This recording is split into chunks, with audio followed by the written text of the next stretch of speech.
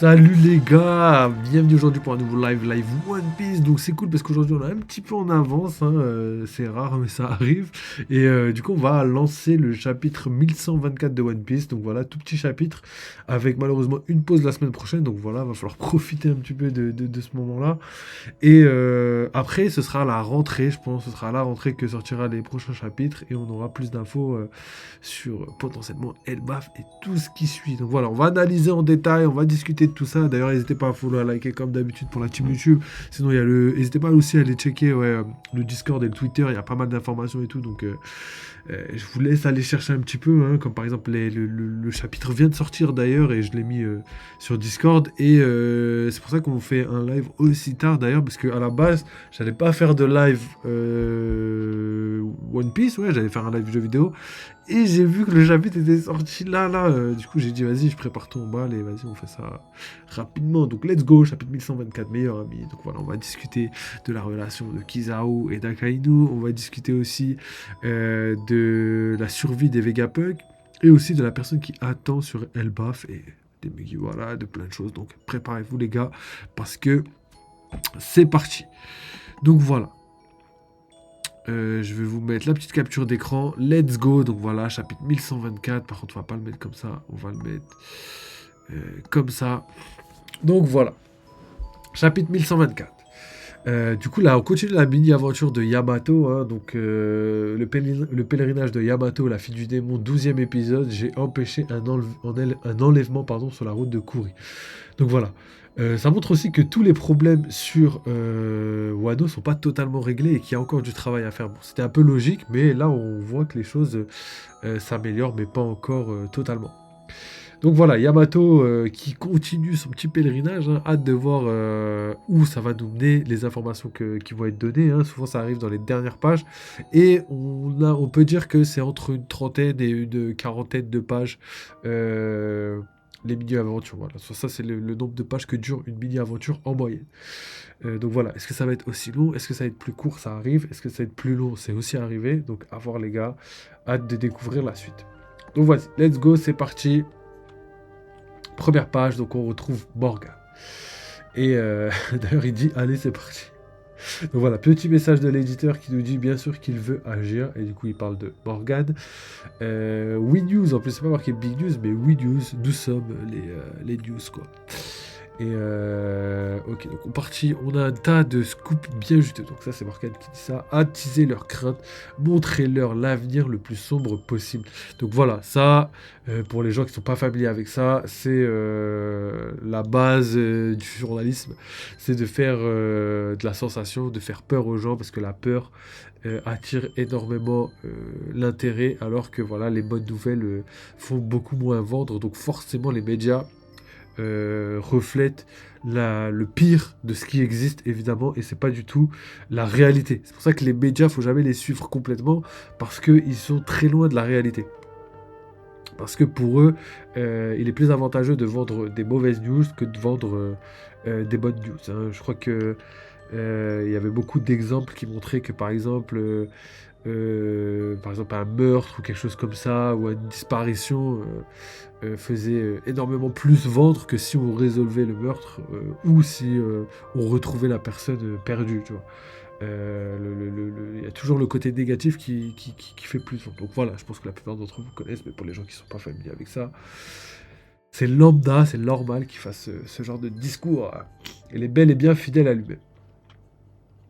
Donc voilà, il parle et il dit utiliser leur désespoir pour vendre plus de journaux.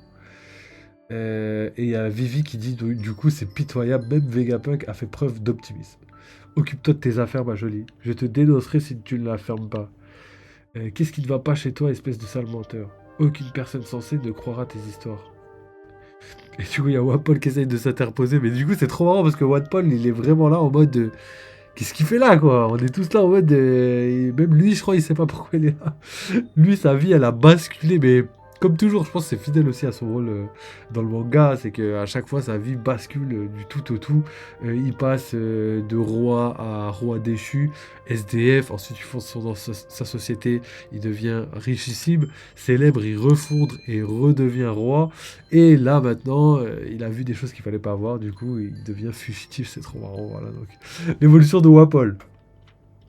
Je sais pas s'il a de la chance ou s'il a à plaindre. Donc c'est parti. Donc Wapol qui dit: Eh ma petite Vivi, tu ne veux pas contrarier ce cher monsieur et nous faire perdre notre seul refuge, pas vrai? Et Big News qui dit: On ne peut pas passer à côté, même la vérité est captivante. Le monde entier est en train de sombrer. Du coup il rigole et après, de toute façon dans le ciel, c'est moi qui gère alors cette terre à venir et peut-être la mienne FDR. Big News, roi des pirates.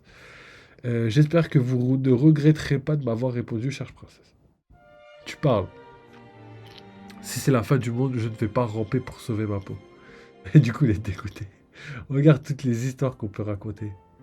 Eh ma petite Vivi, calme-toi. L'empereur Barbe Noire contre Trafalgar Law. L'empereur Shanks le roux pardon, contre Eustace Captain Kidd. Et l'empereur Luffy au chapeau de bail. Tu sens pitié le docteur Vegapunk. Et du coup, elle dit menteur. Alors que c'est vrai, sur le papier, c'est lui qui a tué tout simplement Vegapunk. Pourquoi? Parce que personne là-bas ne peut témoigner du fait que c'est la marine qui a tué Vegapunk, hein.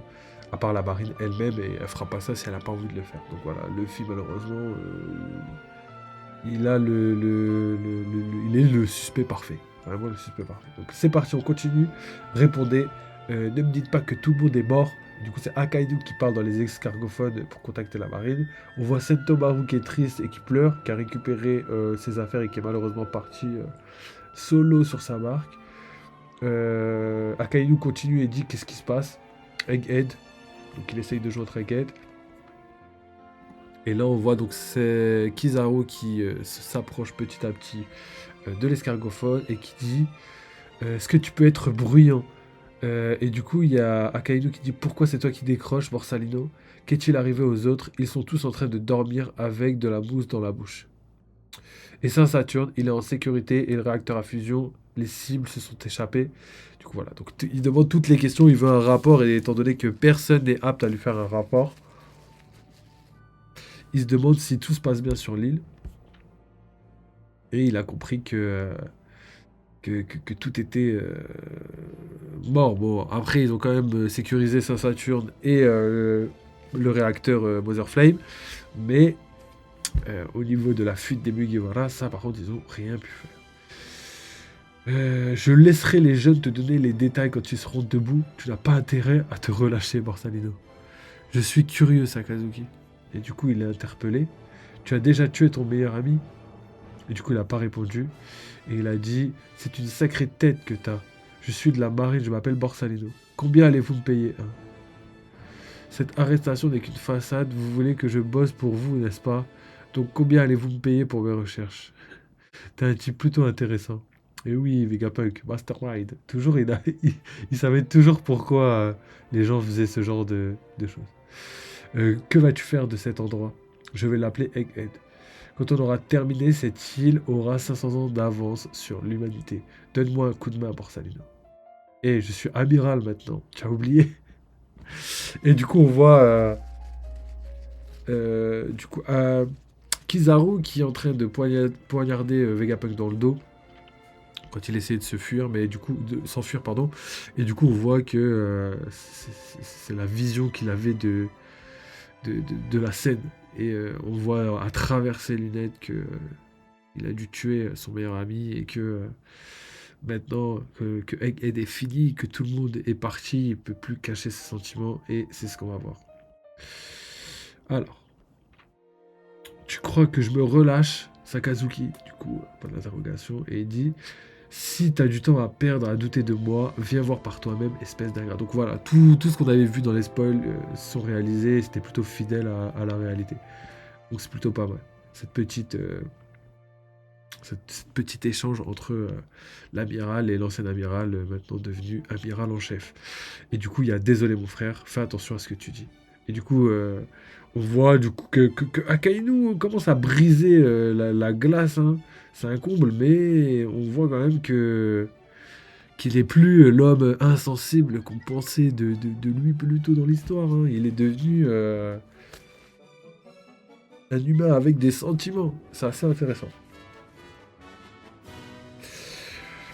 Et du coup, on entend quelqu'un parler. Donc maintenant, on va sur le navire des Mugiwara et le navire des géants. On entend quelqu'un parler et quelqu'un qui dit c'est si calme. On a vraiment annulé la fête.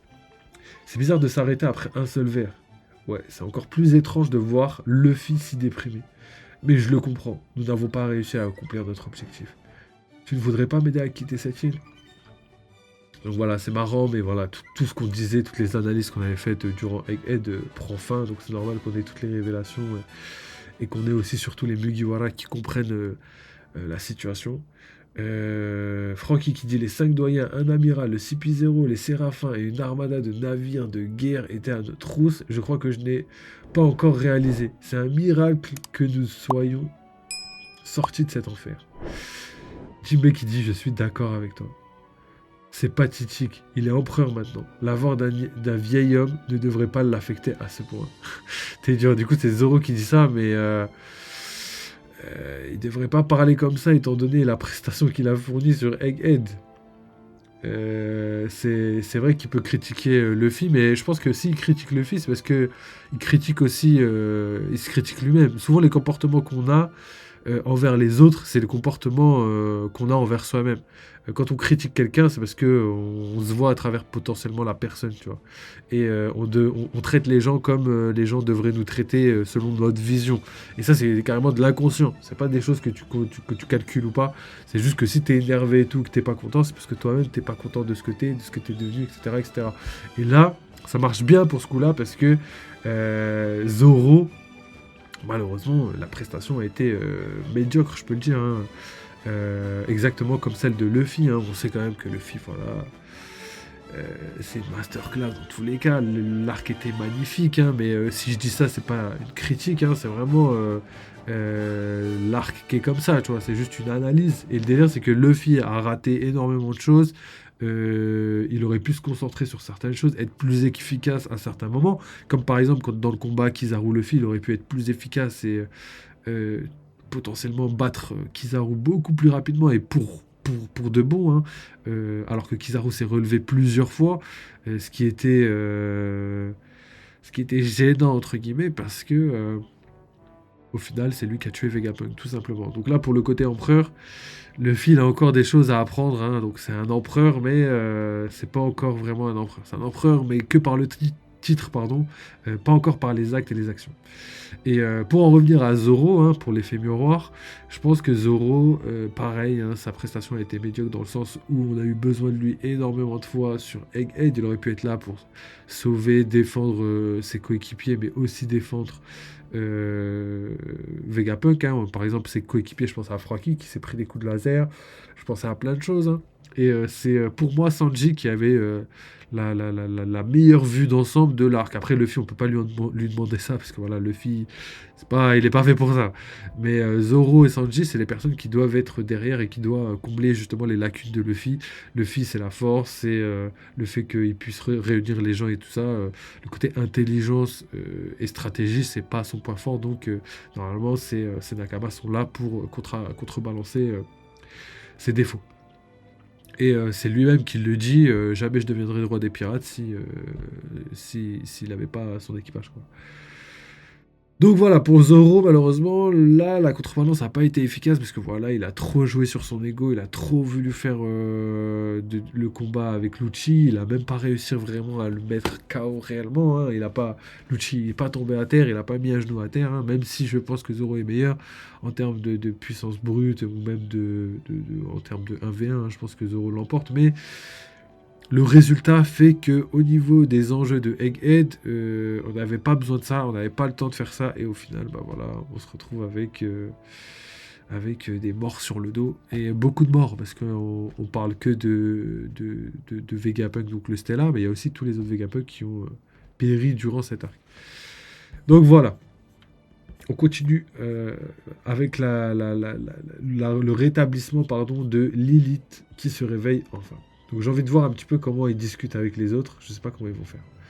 Alors du coup, il y a Lilith qui se réveille, qui est choquée, et du coup tout le monde dit t'es réveillé. Tout le monde est essoufflé. Ouf, Dieu merci, tu vas bien Lilith, ma petite Lilith. Et du coup, elle entend quelque chose dans son casque. En tout cas, elle tient son casque. Ah oui, c'est vrai, ils sont dans le navire des géants. Donc il y a des sièges gigantesques.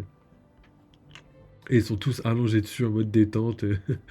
J'avoue, c'est bien parce que au final, c'est vraiment comme ça. Tu vois. Et là, je pense que oh là là, ce serait tellement lourd. Imaginez que tout Elbaf soit comme ça. Un petit peu comme Jack et le haricot magique. Et que tu vas dans le monde qui est peuplé de géants et tout est géant. Mais tout est vraiment gigantesque. Et qu'au final, on soit avec Luffy et tout qui soit tout petit et qui se trimballe dans des châteaux gigantesques et tout serait légendaire. Et ça marche bien avec le côté fable d'Elbaf. Hein, c'est un anagramme, je crois. Et le fait que on soit dans une espèce de fable où les humains normaux sont du coup trop petits pour l'environnement, ça ressemble un petit peu à ce qu'on a vu, comme j'ai dit, Jack et l'haricot magique, mais aussi dans je sais pas, Chapeauté, tout ça. Il y a aussi un jeu vidéo qui faisait ça, je sais plus, je l'ai plus. Mais tout ça pour vous dire que voilà, c'est ce côté un peu féerique, fantaisiste, avec des géants, etc. Ça pourrait être vraiment pas mal d'exploiter ça. Et là, je pense que Ota se dirige vers quelque chose comme ça, étant donné qu'il y a le côté fable, plus le côté géant. Je pense qu'il y a moyen qu'on puisse assister à des multiples scènes comme ça et jouer sur le côté, justement, contraste entre les petits êtres et les géants. Donc voilà.